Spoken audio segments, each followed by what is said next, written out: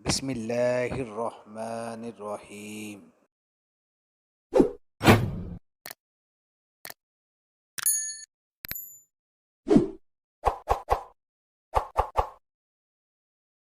अस्सलाम वालेकुम स्टूडेंट्स, कैसे हैं सब। उम्मीद है अल्लाह ताला के करम फजल से सब खैर व आफ़ियत के साथ होंगे। तो आज हम अपना नेक्स्ट लेक्चर पढ़ने जा रहे हैं। बहुत ही अहम टॉपिक है, हल्का करने वाले एजेंट्स पर नोट लिखें, या फिर आ सकता है फिलर्स पर नोट लिखें, या फिर आ सकता है डेल्यूएंट्स पर नोट लिखें। इनमें से तीनों अल्फाज में से कोई भी लफ्ज़ वो पूछ सकता है और कह सकता है इस पर नोट लिखें। तो इनका जवाब एक ही है, हल्का करने वाले एजेंट्स पर नोट लिखें, फिलर्स पर नोट लिखें, या गोलियों में इस्तेमाल होने वाले डेल्यूएंट्स पर नोट लिखें। तो ये एक एक नंबर की डेफिनेशन भी पूछी जा सकती है और वजाहत के साथ, एग्जाम्पल के साथ, खसूसियत के साथ इस पर नोट भी आ सकता है। नोट होएगा मैक्सिमम 4-5 नंबर का, तो मैक्सिमम 5 नंबर का, कम से कम 1 या 2 नंबर की डेफिनेशन। तो आज हम इसको डिस्कस करेंगे। सबसे पहले इसकी तारीफ़, कहता है कि वो गैर आमिल अज्जा या इनएक्टिव इंग्रेडिएंट्स जो अद्वियात में आमिल जुज़ या अद्वियाती अज्जा के साथ एक्टिव इंग्रेडिएंट्स के साथ मिलाकर शामिल किए जाते हैं, इसको क्या कहते हैं, हल्का करने वाले एजेंट्स कहते हैं, या फिलर्स कहते हैं, या डेल्यूएंट कहते हैं। तो इसकी डेफिनेशन कैसे होगी कि वो गैर आमिल या गैर अद्वियाती अज्जा या इनएक्टिव इंग्रेडिएंट्स, कुछ भी आप कह सकते हैं, इन तीनों में से एक लफ्ज़ भी बोल सकते हैं। आप कह सकते हैं वो गैर आमिल अज्जा जो गोलियां बनाने के लिए, वो गैर अद्वियाती अज्जा जो गोलियां बनाने के लिए, वो इनएक्टिव इंग्रेडिएंट्स जो गोलियां बनाने के लिए अद्वियाती अज्जा एक्टिव इंग्रेडिएंट्स के साथ मिलाए जाते हैं। आसान लफ्ज़ों में 2 किस्म के अज्जा होते हैं, अद्वियाती अज्जा और गैर अद्वियाती अज्जा। वो गैर आमिल गैर अद्वियाती अज्जा जो अद्वियाती अज्जा के साथ मिलाए जाते हैं, शामिल किए जाते हैं, इनको हल्का करने वाले एजेंट्स कहते हैं, फिलर्स कहते हैं, या फिर डेल्यूएंट कहते हैं। ये हो गई जी इसकी डेफिनेशन। इसके बाद है जी हल्का करने वाले एजेंट्स की वजाहत। जो टैबलेट्स होती हैं या टिकिया या गोलियाँ, जो भी आप कह सकते हैं, कि उसके अंदर जो दवा की मिकदार होती है, एक्टिव इंग्रेडिएंट्स जिसके साथ हमने कहा ना, इसके साथ अद्वियाती अज्जा के साथ मिलाते हैं, एक्टिव इंग्रेडिएंट्स की मिकदार, उसकी अमाउंट बहुत थोड़ी होती है।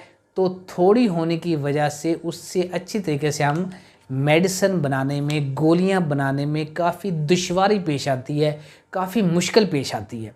क्यों मुश्किल पेश आती है? क्योंकि एक्टिव इंग्रेडिएंट्स के या अद्वियाती अज्जा की मिकदार कम होती है, जो बॉडी के लिए चाहिए होती है वो कम होती है, और गोलियों का साइज़ थोड़ा बड़ा होता है। तो हम उसको गोलियों की शक्ल में देने के लिए गैर आमिल अज्जा, इनएक्टिव इंग्रेडिएंट्स को मिलाना पड़ता है ताकि मुनासिब साइज़ की गोलियां तैयार हो सके।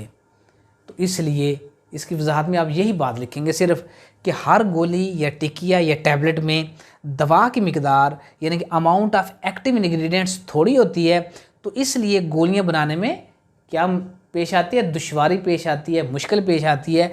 तो फिर कोई गैर आमिल शय मिलाकर मिकदार में इजाफ़ा किया जाता है। ये गैर आमिल शय कौन सी होगी, ये अभी हम एग्जांपल्स पढ़ेंगे, इसकी मिसालें पढ़ेंगे, तो उसमें वो चीज़ें यहाँ पे गैर आमिल शय के तौर पे यूज़ की जा सकती हैं। अच्छा, फिर ये आपकी टेक्स्ट बुक में बताया हुआ कि इसका जो इंतखाब है, इसकी चॉइस है, ये माहिर दवासाज ही करता है, और माहिर दवासाज पर इसका इंतखाब छोड़ दिया जाता है कि वो कौन सी चीज़ को सिलेक्ट करता है। इंतखाब कौन सी चीज़ें, बहुत सारी चीज़ें होती हैं जो कि फिलर्स के तौर पे यूज़ होती हैं, लेकिन कौन सी मेडिसिन के साथ कौन से फिलर्स की, कौन से ख़ास किस्म के सब्सटेंस की ज़रूरत होती है, ये मामला इंतखाब करने वाला किस पे छोड़ दिया जाता है, माहिर दवासाज पे या कम्पिटेंट फार्मासिस्ट पे छोड़ दिया जाता है। अब देखते हैं इनकी मिसालें भी कौन कौन सी चीज़ें हैं जो हमने कहा गैर आमिल शय मिलाकर, ये गैर आमिल शय या डेल्यूएंट या हल्के करने वाले एजेंट्स कौन कौन से हैं उसकी मिसालें। नंबर 1 चॉकलेट बेस, नंबर 2 निशास्ता या स्टार्च जिसे कहते हैं, नंबर 3 डेक्सट्रोज, नंबर 4 पे आप सक्रोज या ग्लूकोज की एग्जाम्पल भी दे सकते हैं। तो यहाँ पे है कि हल्का करने वाले एजेंट्स की खसूसियात क्या होनी चाहिए, कि उसकी खसूसियात होनी चाहिए जैसा कि हमने प्रैक्टिकल्स बड़ी डिटेल के साथ डिस्कस किए थे, उसमें भी हमने इस तरह की चीज़ें डिस्कस की थी।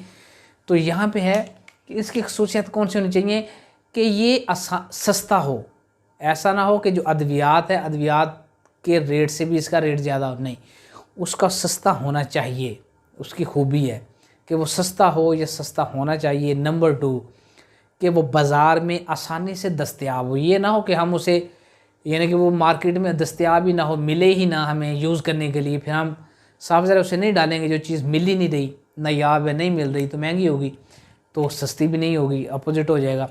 तो पहले नंबर पे सस्ता हो, दूसरे नंबर पे बाज़ार में ईजीली अवेलेबल हो, ये 2 मेन चीज़ें हैं। और फिर वो बेरंग हो, क्या हो, बेरंग हो, ये मैंने लिखा बेरंग हो। और फिर गैर आमिल हो, ऐसा ना हो कि उन गैर अद्वियाती अज्जा को अद्वियाती अज्जा के साथ जब मिलाएं तो मिलाने से रिएक्शन हो जाए, नहीं, रिएक्शन नहीं होना चाहिए, आमिल नहीं होना चाहिए, उसको गैर आमिल होना चाहिए। ये लिखा वो गैर आमिल अज्जा, उसको गैर आमिल होना चाहिए। ये उसकी 4 प्रॉपर्टीज़ हैं, आप लोगों की आसानी के लिए इसको बयान कर दिया गया।